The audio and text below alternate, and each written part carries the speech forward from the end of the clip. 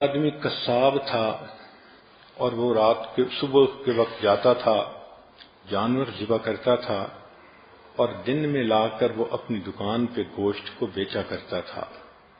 جب وہ جانور کو ذبح کرتا تو اس کے کپڑوں پہ خون لگ جاتا اور واپسی پر وہ خون آلودہ کپڑوں میں ہی آتا، مگر گھر آ کر کپڑے بدل لیا کرتا تھا۔ ایک رات وہ جب واپس آ رہا تھا جانوروں کو ذبح کر کے، تو رات کا اندھیرا تھا، وہ ایک جگہ سے گزر رہا تھا کہ ایک بندہ شور مچاتا ہوا آیا اور آ کے اس نے اس کو پکڑ لیا۔ جب پکڑ لیا تو اس نے دیکھا تو اس بندے کے جسم سے خون بہہ رہا ہے۔ حیران ہوا، اتنے میں اس بندے کی جان نکل گئی۔ دیکھا تو اس کے جسم میں ایک چھری تھی جو کسی نے گھونپ دی تھی۔ اب وہ جو قتل کرنے والا تھا وہ تو بھاگ گیا، اور مقتول اندھیرے میں اس کو سمجھا کہ شاید اس نے قتل کیا۔ جب اس کی وفات ہو گئی تو اتنے میں لوگ آ گئے۔ اب لوگوں نے مقتول کو بھی دیکھا، اس قصاب کو بھی دیکھا، اس کے جسم پہ خون کے آثار بھی دیکھے۔ انہوں نے پکڑ لیا کہ تم نے اسے قتل کیا ہے۔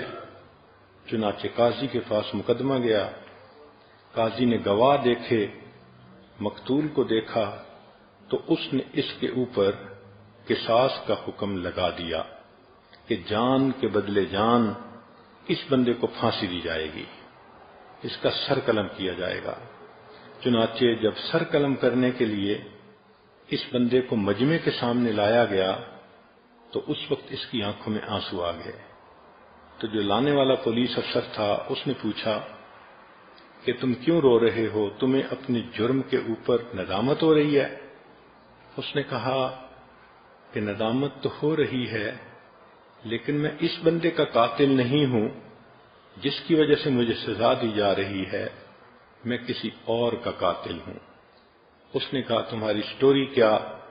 اب اس لڑکے نے اپنی سٹوری سنائی۔ میری جوانی کی عمر تھی، میں اس زمانے میں کشتی چلاتا تھا اور ایک بڑا دریا تھا، لوگوں کو ایک کنارے سے دوسرے کنارے کی طرف لے جاتا تھا۔ ایک دن ایک عورت اور اس کی بیٹی میرے ساتھ کشتی پر سوار ہوئیں۔ میں نے لڑکی کو دیکھا تو وہ بہت خوبصورت چاند کا ٹکڑا تھی، میرا دل اس پر فریفتہ ہو گیا۔ میں نے اس لڑکی سے اشاروں میں باتیں شروع کر دیں۔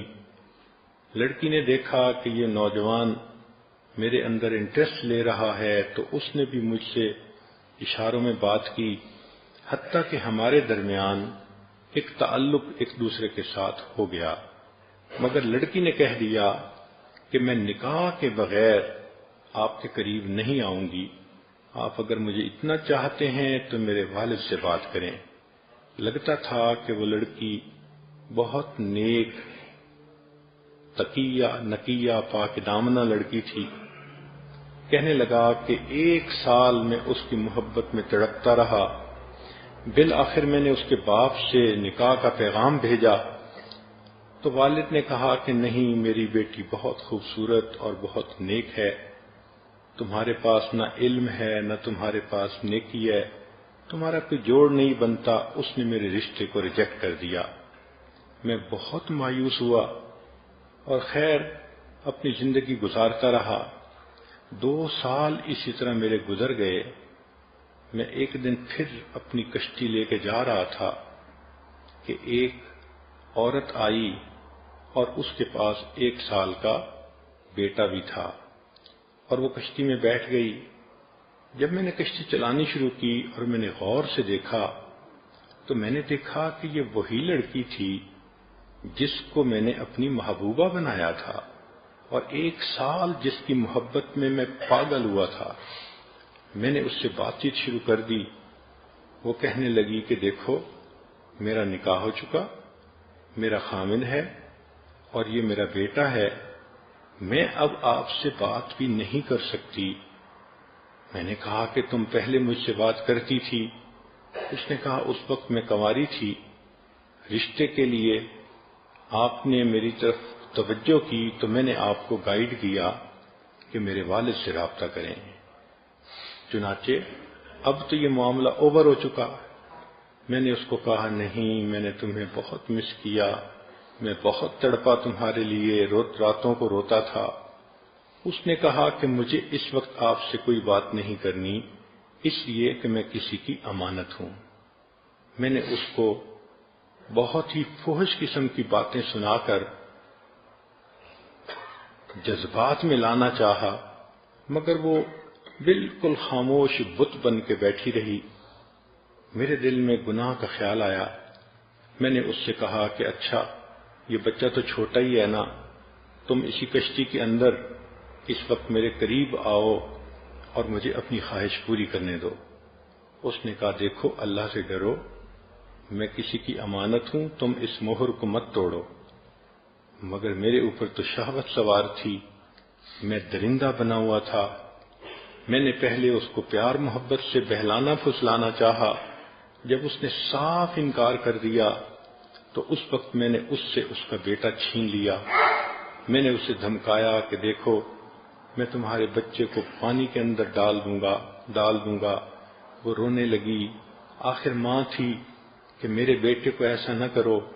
میں نے اس بچے کا سر پانی کے اندر الٹا کر کے ڈالا تو بچہ تڑپنے لگا، میں پھر اسے اٹھا لیتا اور میں چاہتا تھا کہ یہ میری بات مان جائے۔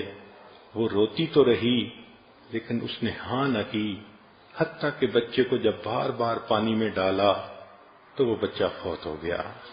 میں نے اس بچے کو پانی کے اندر پھینک دیا۔ اب وہ نوجوان لڑکی اکیلی تھی تو میں نے چاہا کہ میں زبردستی اس کے اوپر جو ہے وہ گناہ کروں۔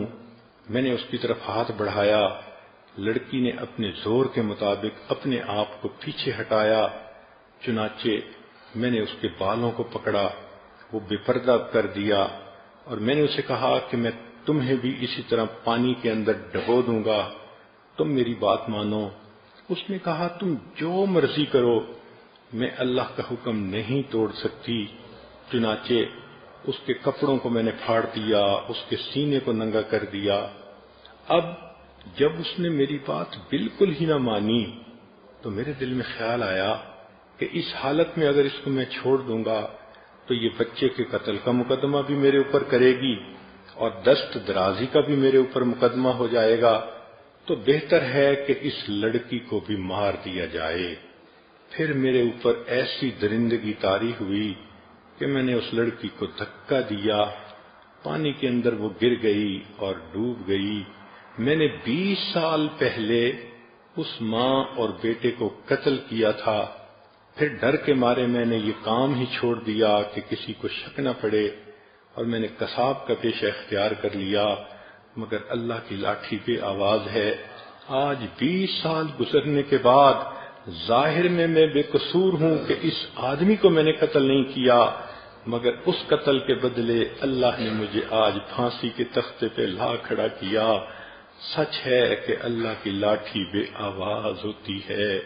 تو سوچئے کہ اس لڑکی کو اللہ نے اتنی ہمت دی کہ وہ اپنی جان تو دے دیتی ہے، اپنے سامنے بیٹے کو مرتا دیکھ تو لیتی ہے، مگر اپنے جسم کو ہاتھ نہیں لگانے دیتی۔ یہ وہ لڑکی ہوگی قیامت کے دن، اس کو اللہ تعالیٰ تاج پہنائیں گے، جنت میں اس کو عزتوں کی جگہ عطا فرمائیں گے۔